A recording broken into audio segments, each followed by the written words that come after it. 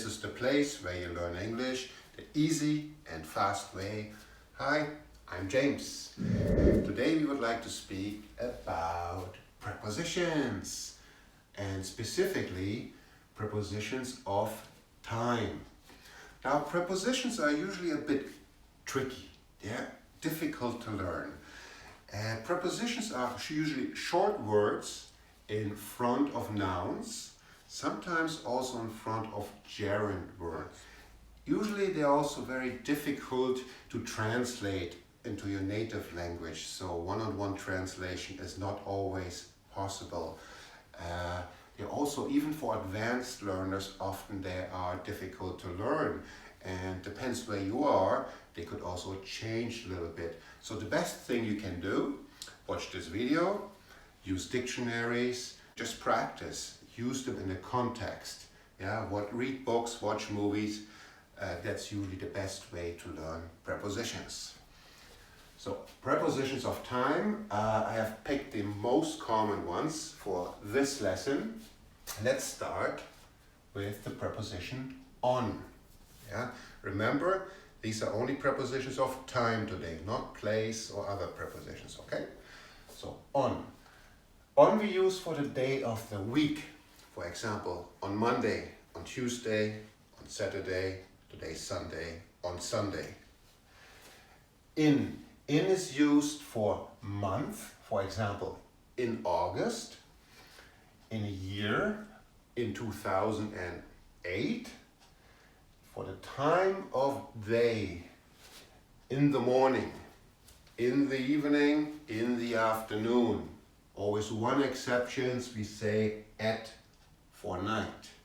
And also in is used after a certain action. Just to make sure not everybody's familiar with the word certain. Certain just means specific. Certain, specific, same word. Okay, so after a certain action, for example, let's meet in 1 hour or in an hour. So after lunch, in 1 hour, in an hour, let's meet. Okay. Next, to, till, and until have basically the same meaning. Till is always a bit informal. So if you have to write a formal letter, email, maybe just use until or to. Till is more used in spoken language. So when would we use it? For example, marking the beginning and end of a sentence. From Monday till Friday, or from Monday to Friday, from Monday until Friday. It does not matter. Exchangeable, totally exchangeable, all three. How long something will last? Just to clarify the word last, okay, last can be of course an adverb or an adjective, but in this case it's a verb, something that lasts. That's how long something continues, how long something goes on. For example, this short video lesson lasts, 10 minutes. It will go on for 10 minutes. Just not to confuse the two, last. So for how long something will last or continue, he is on holiday until Friday. Till Friday to Friday. Same thing. How long will something go on? At, as I mentioned before, at is for night. We say in the morning, in the afternoon, in the evening, but at night, not in the night. Some people say it, but it sounds a bit strange. At the weekend, for American English learners, it would be on the weekend. British, at the weekend. Sometimes, as I mentioned before, British American English, sometimes different rules. Also, a certain point in time, which means 9:30. At 9:30, let's meet at 9:30. Let's meet at 9 o'clock. Since always from a certain point in time or from a specific point in time. For example, since 1980, I have been teaching English since 1980. Not true, by the way, just an example. I'm not that old. Okay, for a certain period of time, for 2 years. I have been teaching English for 2 years. Maybe if I add a little bit of grammar, I have been teaching, yeah, who knows it? Present, perfect, progressive.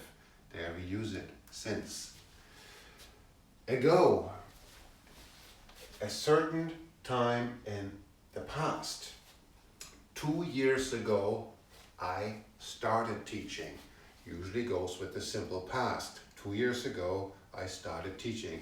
You see, I'm adding more and more of tenses. Should have maybe done it from the beginning, but I would just add a few of them so it makes more sense. Before. Earlier than a certain point in the past. Before 2004, I had no idea on how to teach English. Now I do. Okay. To and past, that's specifically about time. And 10 to 6, which is technically 5:50, or 10 past 6. Maybe I should quickly explain the difference to American English, or Americans also say 10 to 6. But often you also hear 10 before 6 or 10 after 6. It depends where you are. Yeah, it doesn't really matter. Same meaning. And the last one, by. By gets a little tricky sometimes. Yeah, people can get a little bit confused. By means in the sense of the latest. Yeah, I will be back by 6 o'clock. Maybe now it's 4 o'clock. I could be back by 4:30, by 5. I could be back 5:30, but the latest, I will be back by 6 o'clock. Maybe often when kids go out, teenagers, they say, hey, you'll be home by 11 o'clock. Not exactly at 11 o'clock, but at the latest 11 o'clock, by 11 o'clock. For work, we could maybe use it. You have to finish the report by next week, Friday. So maybe today is Wednesday, so you could do it tomorrow, you could do it next week, Monday, but the latest, the deadline, you have to do it, you have to finish it, is by next week, Friday. Okay, if you have any questions, additional questions about prepositions, please comment. Yeah, gladly I answer your questions. And otherwise, I thank you very much for joining today's lesson on prepositions of time, and I wish you a nice day. Thank you.